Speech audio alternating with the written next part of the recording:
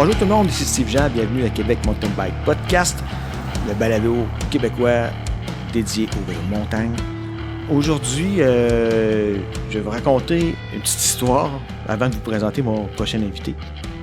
Un soir que je roulais la pomme track à Beaumont au CNCB, Éric Fortin, mieux connu sous le nom de Pointeur pour les gens de la place, m'a proposé d'essayer son superbe Dirt Jumper.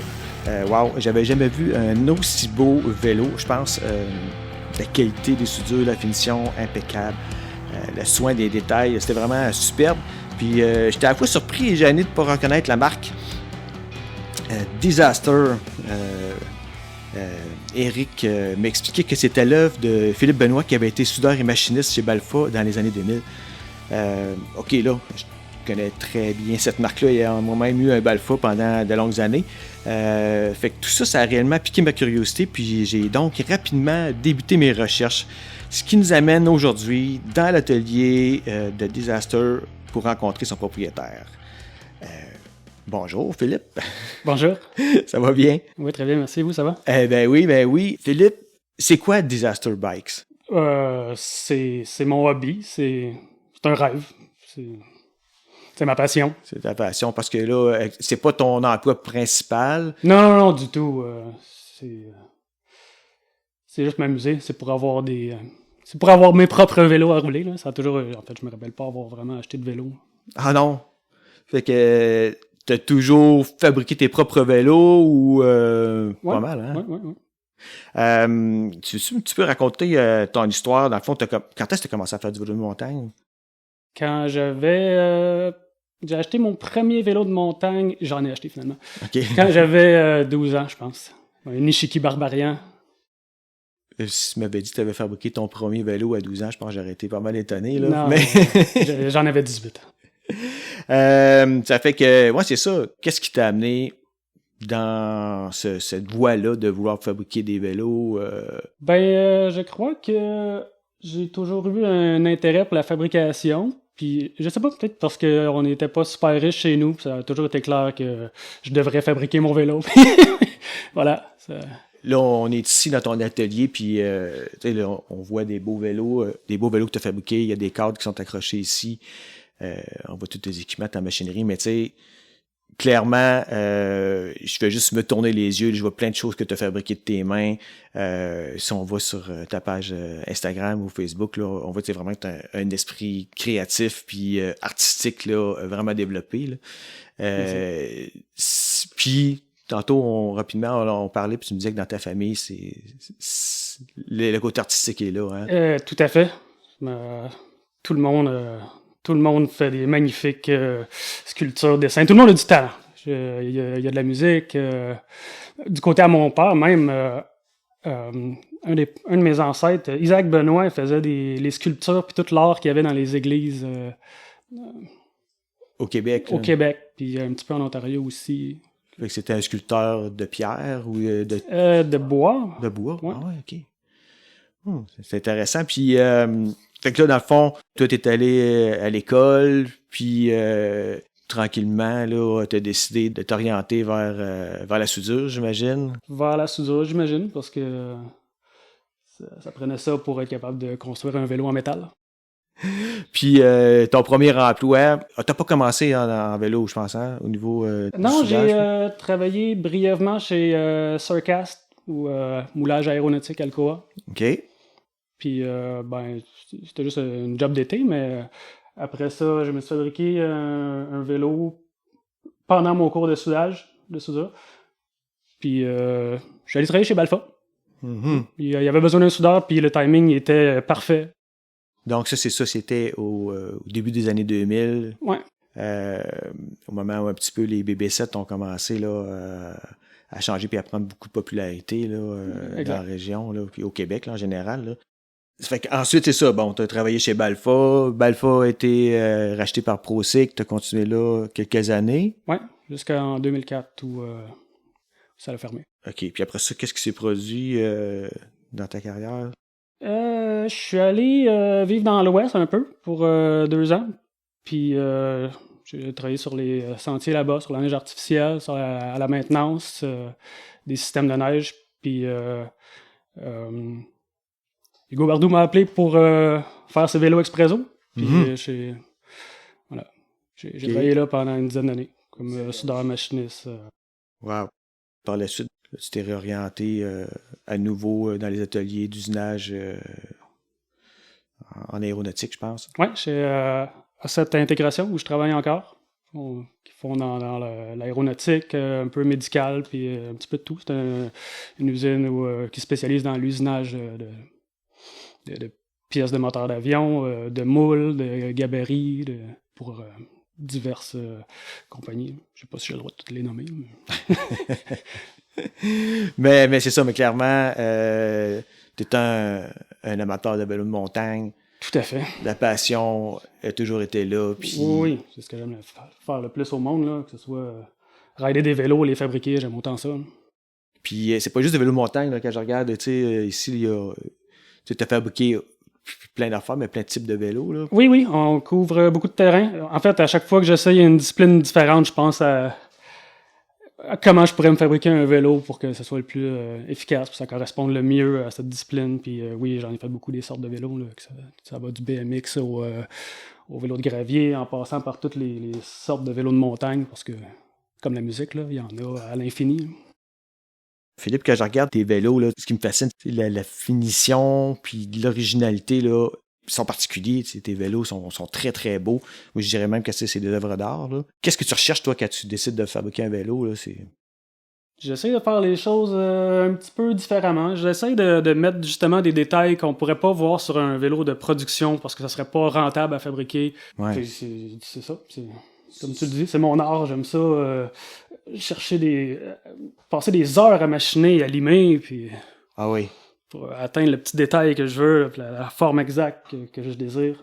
Si on prend par exemple, là, il y a un beau gravel bike ici devant moi, là. Combien de temps ça t'a pris pour faire ce vélo-là, là, par exemple?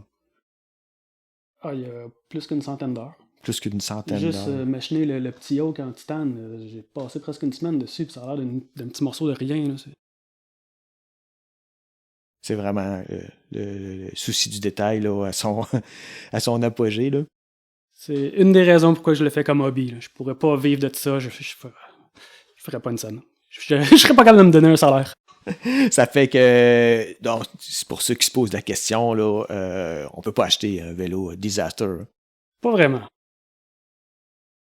T'en fais pour toi, pour ta conjointe, puis peut-être des amis proches. Hein? Des amis proches, ouais. Ça va être pas mal, là.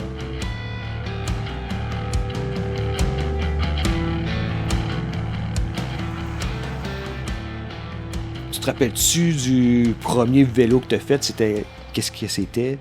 Oui, c'était un gros monstre en acier, un gros bike de downhill, double suspension, avec 2 chaînes, parce que j'aimais beaucoup le Balfa Nouveau Riche, puis il y avait une petite mode, c'était Brooklyn Machine Works aussi, qui avait un autre gros monstre comme ça. Fait que voilà, j'ai essayé de me faire quelque chose comme ça. C'était fonctionnel. Tu l'as-tu encore? Je l'ai donné à un collectionneur passionné, en espérant qu'il fasse quelque chose avec, parce que moi, il pourrissait sous les escaliers dans le sous-sol. Là, donc, voilà.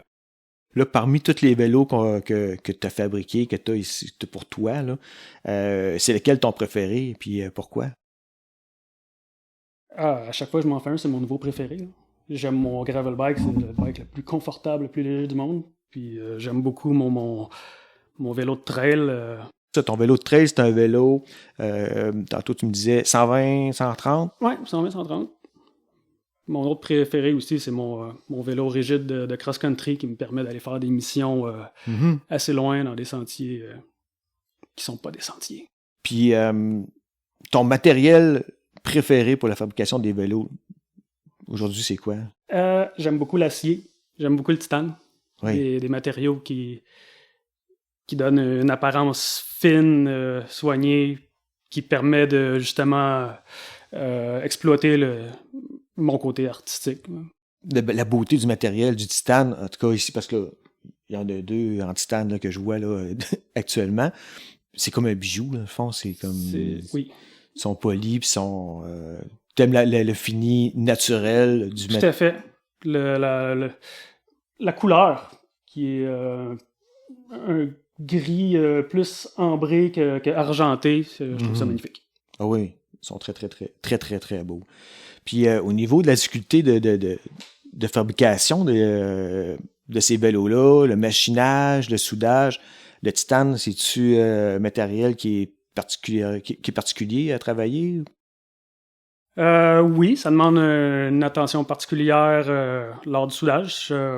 La préparation, le nettoyage, l'angle de tâche pour la protection gazeuse, c'est quelque chose qui est très délicat.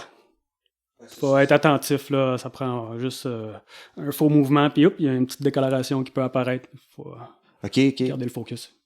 Puis, je soude mes vélos de la même façon maintenant. Je fais une fixation sur ça. Là. J'aime souder, puis j'aime que je recherche la perfection. C'est une maladie, ça. Ben, c'est une belle maladie, je pense. Ben, l'important, tu sais, je pense que c'est d'aller chercher notre bonheur là-dedans, puis clairement, je pense que c'est quelque chose là, que tu sembles atteindre, là. Oui, je passe à travers une gamme d'émotions quand je fabrique une bicyclette. Ça va de la colère à la joie. C'est pas facile. Non. J'ai une image en tête de ce que je veux atteindre, mais l'atteindre, c'est une autre histoire. C'est tout un processus. Ouais. Et dans le fond, le processus est aussi important que le résultat. Ben oui, il n'y a pas de raccourci possible. Là. Donc, plusieurs sortes de bikes, donc plusieurs sortes de vélos, de riding que tu fais. Puis là, tu demeures à Bromont. Ton type de trail préféré, c'est quoi? T'en as-tu un? Oui, j'aime les sentiers naturels. Mm-hmm. Un sentier en particulier? Si ça te tente, là. Ben, j'aime beaucoup les sentiers qu'il y a dans le Mont Spruce, qui n'existe pas, soit dit en passant. J'aime aussi, dans le parc des Sommets, il y a des belles trails. On a la chance d'avoir Éric Bélanger qui nous fait des très belles trails avec son équipe. Oui, hein? Oui. Absolument. Je pense que les gens qui roulent là ont tous une ou plusieurs trails préférés, mais le type de sentier est assez varié pour plaire à plein de gens. Là. On a un magnifique terrain de jeu. Oui, il est très choyé. Quand tu vas rouler là-bas, c'est principalement ton vélo de trail que tu utilises. Oui, puis quand je suis tanné, je prends mon vélo de cross-country rigide, je prends mon vélo d'enduro, parfois je prends le vélo de gravier pour faire la 21 ou du stock moins méchant, naturellement. Pour mourir, là. Fait qu'en demeurant à Beaumont, là, vraiment, tous les jours, tu peux essayer quelque chose de différent si tu veux. Et Philippe, y a-tu une réalisation dont tu es le plus fier? Oui, bien sûr. D'avoir réussi à avoir mon propre atelier, c'est ma plus grande réalisation. Là.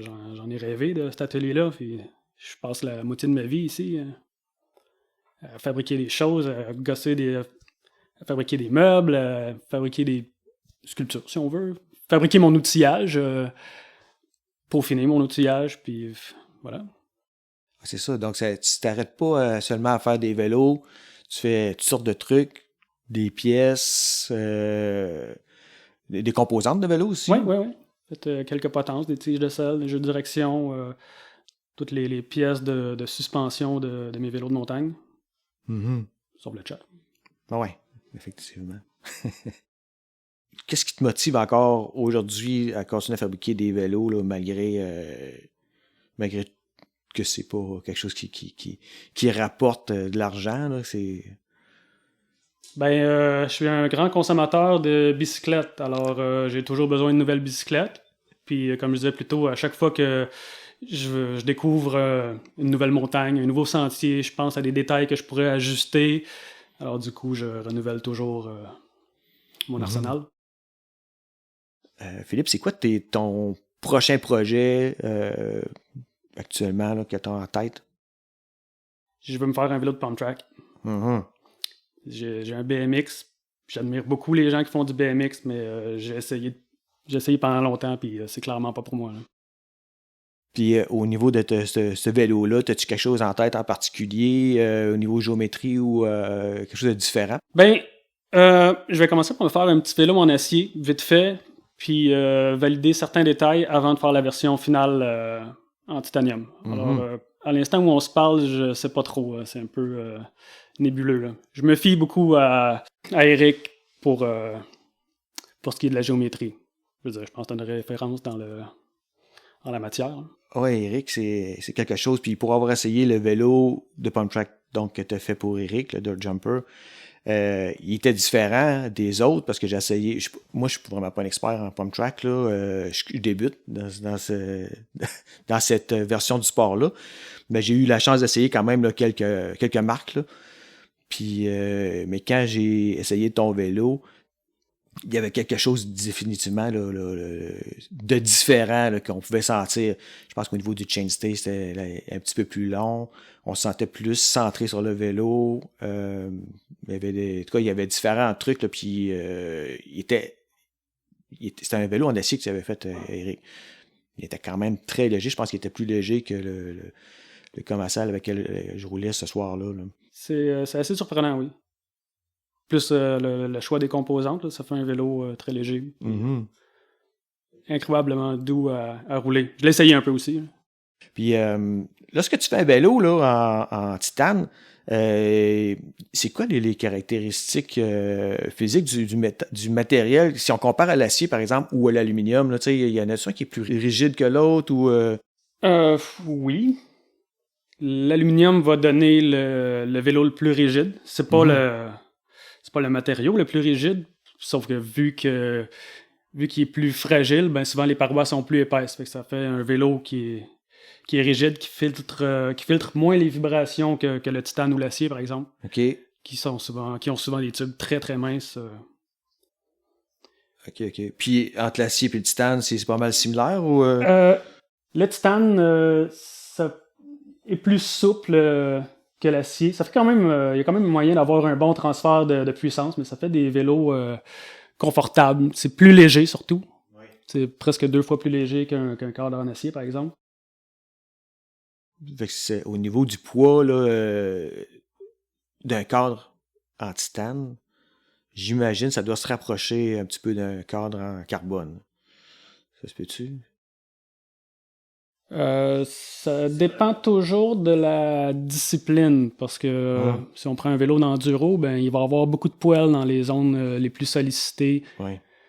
Fait que si on prend ce vélo-là, par exemple, le cadre fait 3 livres. 3 livres. Ouais. Ça, c'est ton vélo de gravel. Là. Ouais. Mais c'est ça. Tout à l'heure, tu me montrais ton trail bike. Lui, qui était avec les pédales, tu disais combien? 26 livres. Le cadre tout seul fait en bas de 6 livres.